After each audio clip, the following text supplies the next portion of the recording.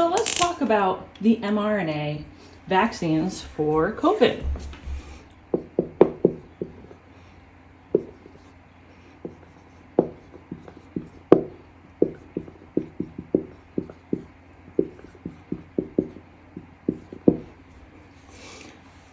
Now, we need to focus on the keyword mRNA. And let's just review briefly what mRNA does in the cell. So mRNA is a molecule that is a polymer of nucleotides. And mRNA is made by reading DNA. So your cell has a genome made of DNA, and then it makes transcripts of mRNA, and that's kind of like instructions on making a protein. And so, of course, this is the central dogma, and the process of reading DNA and making mRNA is transcription. And mRNA is the transcript. And then making protein by reading mRNA is translation, which is done by the ribosome. So the idea here is that our cells already have a kind of a use for mRNA already. Our cells make and use mRNA all the time. The other thing that we need to talk about for a moment are antibodies and antigens. So our cells, here's an immune cell, here's our nucleus. Immune cells have lots of receptors on their surfaces. And actually, let's make these different colors. These receptors on the surface of immune cells are necessary in order to activate the immune cell. And in particular, this immune cell would be a B cell. So we see that there are 3 different types of receptor here. So the other thing that we should talk about before we talk about the vaccines themselves are how our cells respond to a pathogen that the body has already experienced, has already seen, has already fought off, however you want to say it. So this is a B cell, and B cells have all these various receptors on the surface. And B memory cells in particular have receptors on the surface which represent things that can bind to pathogens that our body has already seen and fought off.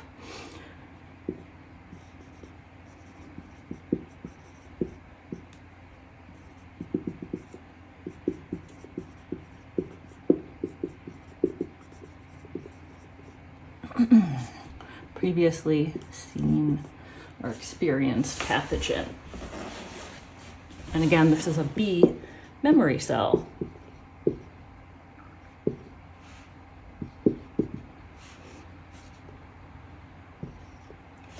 So this B memory cell is holding these 3 different receptors, and these are antibodies.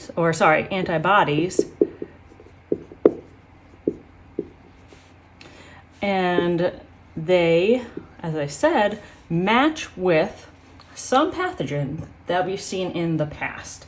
So they each match with a different pathogen. So maybe this one matches with some virus that has these things on the surface of the viron that again will bind to that particular antibody. Maybe this one will bind to something that a bacterium has on its surface. I know that these are pretty abstract, but you can imagine. And maybe this one even will bind to some kind of eukaryotic pathogen. You can use your imagination, but a little hemolymph type thing.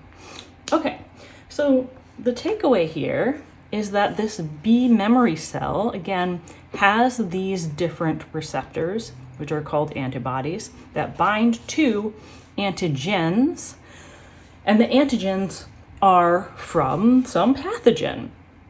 And not just any pathogen, but pathogens that are confirmed that the body has already fought off.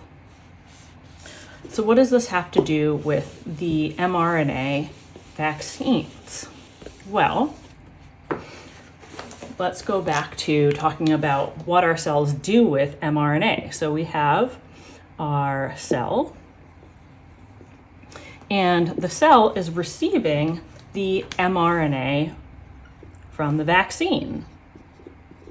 Now keep in mind that mRNA is not as stable as DNA, and so that's why these vaccines need to be kept cold, and they can only be used for a certain period of time after they're brought to room temperature, because mRNA is relatively fragile, and we want to keep it intact in order to expose the cells to the whole transcript.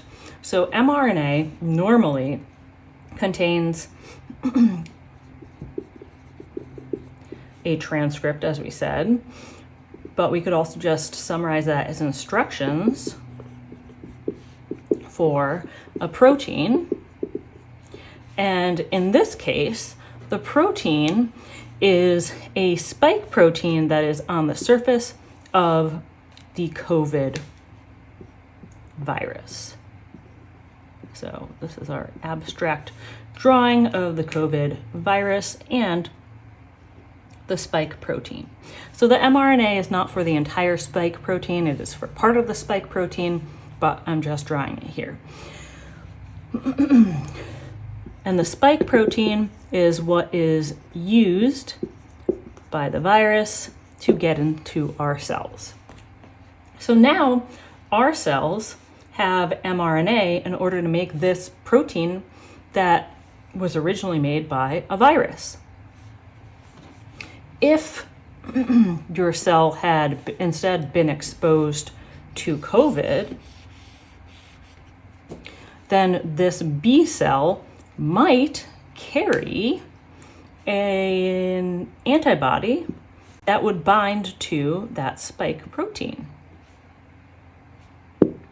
So you can get natural immunity from your B cells, your B memory cells, which will keep this protein around, which will bind to some antigen from COVID. Now, the specific thing that your B memory cells retain in order to recognize COVID, if you have natural immunity, they're not going to be exactly the same as what you get with the mRNA vaccine, which is one of the reasons why the vaccine offers longer immunity resistance to COVID infection than natural immunity. Okay, so going back to the cell, we've given it the mRNA, and that is going to be translated into a protein.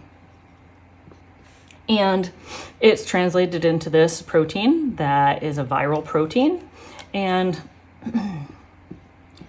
we don't actually have the virus in our bodies, but we have a piece of a virus. And so if that piece of the virus then is encountered by a B cell, either perhaps some other cell is going to take that spike protein after it makes it from the mRNA, and maybe it'll display it on its cell surface. Or maybe a cell has made it and the cell happens to be old and goes through apoptosis, and so it's no longer used. And so we have these spike proteins, which are in your body and might be encountered by this B memory cell, or a B cell, sorry, not B memory cell yet. So now this B cell might have an antibody that can bind to the spike protein. Now, there are other videos where you could learn about how exactly we can get these antibodies before we're exposed to the pathogen. So basically, it's kind of like a lottery in terms of making random shapes of antibodies. The cell, which again is a B cell, has these antibodies. They are activated by binding to the spike protein. So now, okay, well, we've gotten rid of all that mRNA because, again, mRNA doesn't stick around for too long, so it should naturally degrade. But even after that mRNA is gone, we have this B cell, which was activated. It says, okay, we have spotted some sort of pathogen, and the pathogen binds to this specific antibody.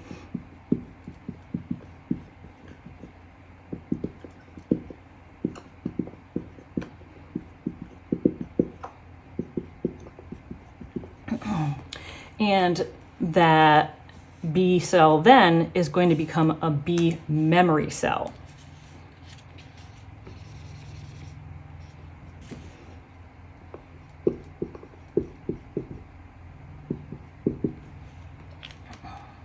So now we don't have any of the spike protein around anymore, right? We've gotten rid of the mRNA, or it's naturally degraded, and we have kept these B memory cells, again, with antibodies that can bind to this protein on COVID, even though this person has never actually had COVID. But if this person did contract COVID, what's going to happen? Well, if we have a COVID particle here, viral particle, then it's going to bind, or it's going to be able to be bound by this antibody. So, and this is the antigen, which is the spike protein. That's going to lead this B memory cell to become activated.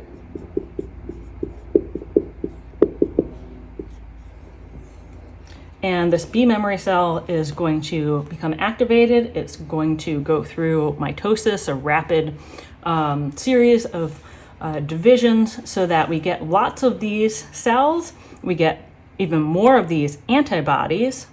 And some of those cells that result from this B memory cell are going to be called effector cells. So these are fighter cells.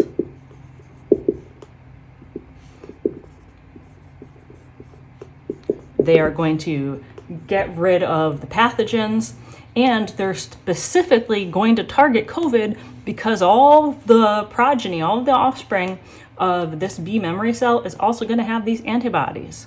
And so that's how we can have a much faster immune response when we have been vaccinated, or if we have natural immunity to some pathogen. So again, the mRNA vaccine stimulates our body to make a protein that is carried by COVID, and then teaches our B memory cells what those proteins look like, essentially, so that they could bind them and then respond to them in the future if our body comes across COVID.